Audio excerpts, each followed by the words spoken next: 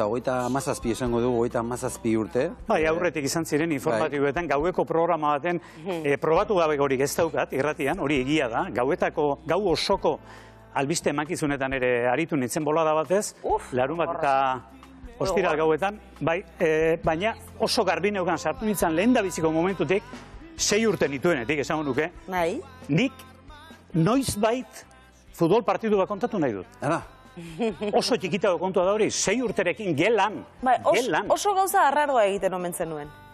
Nik gelan gogoan daugat, gu Lazkautarrok orduan EGB-ko 3. mailara arte, 9 urte izan arte Lazkaon.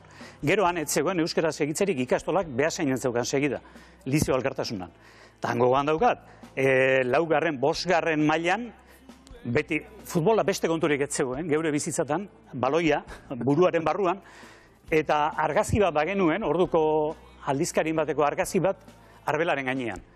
Eta baina gogoan daukat, atxeden tarteetan eta neu partida kontatzen argazki harri begira eta elkarrekin nola egote ginen lantaldea. Ikara harria zen. Geldiri zegoen irudi bati begira eta kontakizun egiten, ez da? Irratia etxean bizi izan da beti, bai, aitaren aldetik, amaren aldetik ere bai, baina aitaren aldetik nik beti aitea umean nintzenean, urrengo egunean anaiarekin sentitzen nuen, Radio Muskukalako esandik, Radio Pirenaika bere garaiko kontua gaipatzen zituzten, irratia beti etxean zen, etxe gehienetan, eta niri uztartzen zitzaidan irratia, eta futbolerako pasio orduan, oso garbi neukan. Noiz bait, futbol partida bat eman behar dut. Orduan pentsa ezin zen, guk 6-10 urte genituenean, euskaraz partidu emango duenik. Zuk orduan... Erderazko kontaketak izaten ziren. Orduan egiten zenuen kontaketa hori, erderaz egiten zen. Erderaz, avanza por la derecha, centra, euskeraz, etzen pentsatu ere egiten, momentu hartan etzen pentsatu ere egiten, norbaitek guri aurreko izarresanik ez, baina guri ere kalte ordain hori eman beharko liguke. Espainol munduan azitakoa gara gu. Ez euskal telebistarik, ez euskal irratirik, herri irratiak egiten zituen noiz behinkako emisioren batzu, pelotako finalen bat, aizkora pusturen bat, gu espainol munduan azitakoak eta ezitakoak gara. Eta hori dela eta zerotik ekin behar izan zenioten adibidez kirol kontakizunari euskeraz egiteko, Artxu Iribar, Iñaki Elortza ordenen artean lanketa bat egin behar izan zenuten. Bai, onartu behar da, hor aitzindaritza bat Euskadi Irratiak, 1992an sortu zenean egin behar izan zuela derrikor, baina aurretik ere egina zen, eta herri irratian eta emisio batzuk pelotako finalak, eta esan dut aizkora pustuak eta egiten ziren. Baina Euskadi Irratiak garatu behar izan zuen iztegi bat, euskaraz emateko iztegi bat, eta beti, orain asko ez delera aipatu genuen, erretiro hartu zueneko 40. urte hurrenean, kirolkidea iztegia sortzeko, Jose Angel Iribarren omenaldia bildu zen dirua, iztegi bat, euskarazko iztegi bat garatzeko bideratu zuela Uzeira. Esan dut, hori izan zen, pixka bat hortik elikatzen, eta han honek ze esaten zuen, eta desenpatea dago, eta baina hau garai batuko nola esaten zuten kitarakoa, pixkanaka junginen osatzen. Eta oitu egin gara, noski? Ertzeko sakea orain erraz esaten, baina garai batean. Gero hitz batzuk, jatorrizko hitzoiek eutxi dira, ez da kornerra eta bar, oraindik ere, bere garaian referea, esaten genuen epailari buruz, referea. Baina, oraindik ere jazten ari gara, euskara normaldu ezten, erabat normaldu ezten hizkuntza baldin badugu, oraindik ere, kirolerako iztegi hori eta gure dialektologi hori aberazten, etengabe handik eta hemendik jasotzen ari gara. Nik oraindik ere nire poltsan hor dauzkat, lokuzio zaharren batzuk edo esaldi zaharren bat, eta tarteka zerbait erabili behar badut, ze hitz edo ze esaldi erabili beharko dut, pasioa eta gogoa hori egiteko daukagun bitartean, aspertzen direnek ezer esatez duten bitartean, hori izango gara. 7 urtez Atletiken partiduak eman zen dituen, gainera urte honak izan ziren, Atletiken zatezta, 80. hamarkada? Bueno, 80ko ni hasitako urte hartan, kasik Zulora joan zen. Gogoan dut, Saez, Aranguren eta nola bilitzenen, eta gero 82an Heinkes etorri zen, eta ark kaltzerdiari bezala buelte eman zion Atletiken egoerari, egitura guztiari, sinismen eman zion, fede handiagoa izango dugu, gero Arratek irabazi zituen hauteskundeak, etorri zen Irureta, Iruretarekiko ezin ikusi handia zegoen, baserritarkeria moduko bat ikusten zuten, Atletikeko bazkide handi ustekoek, Javier Iruetetak gizon humilaan izatea eta bizitzen ez zioten utzi. Gero pasatu zen puru erretzaile bat, Dragoslan Stepanovic, uere xelebra izan zen, eta azkena izan zen nik partiak ematen dituen garaia Luis Fernandez, frantziarrarekin. Bitxia zen. Eta partia bereziren bat daukazu, garai hartan... Bueno, bat daukagoan Atletiken zertzen, mende hurreneko partida, 88an Atletik Brasil, Samamesen. Ronaldo eta orduko jokalari honenak, Cafu eta Romario eta hauek denak etorri ziren. Hori handia izango zen? Utxean berdindu zuten.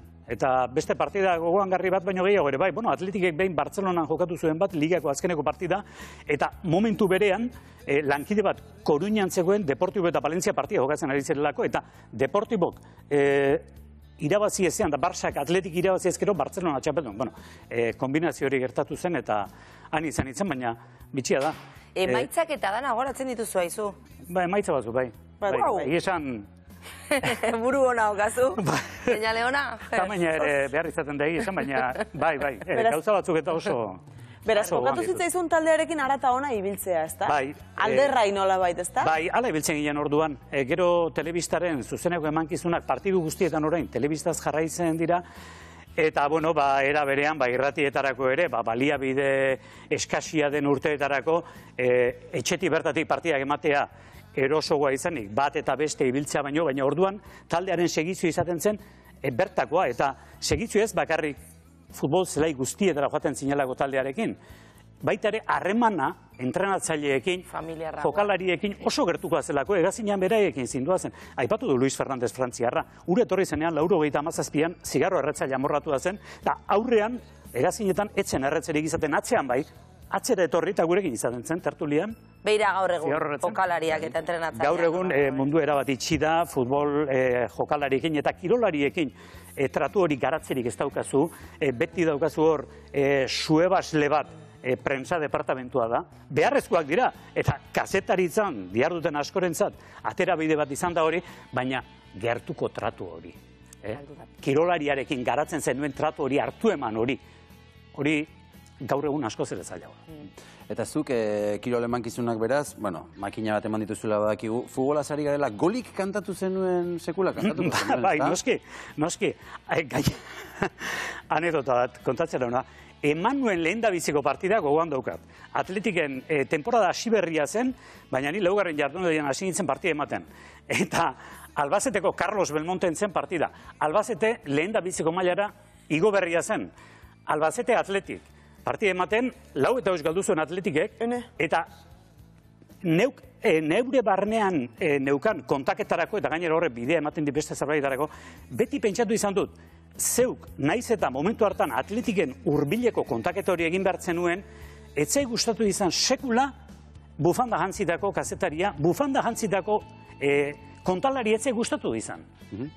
Nahiago nuen, biztan da, etxeko taldeak irabaztea, Atletik irabaztea, gertukoak, Albazetek baino, Albazeteren 4 gola kantatu nituen, gerora Atletikena kantatu izan nituen bezala. Benetan? Zer esango zuten?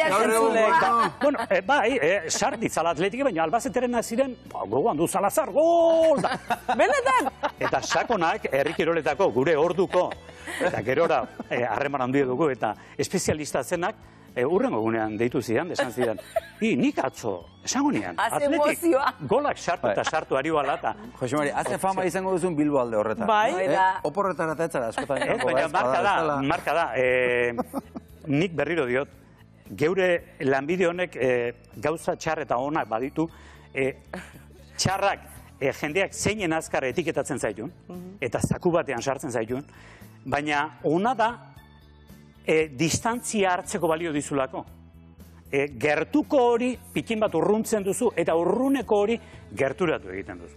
Hortan, ona da, eta karo hori norberak ere jakin behar egiten ez da.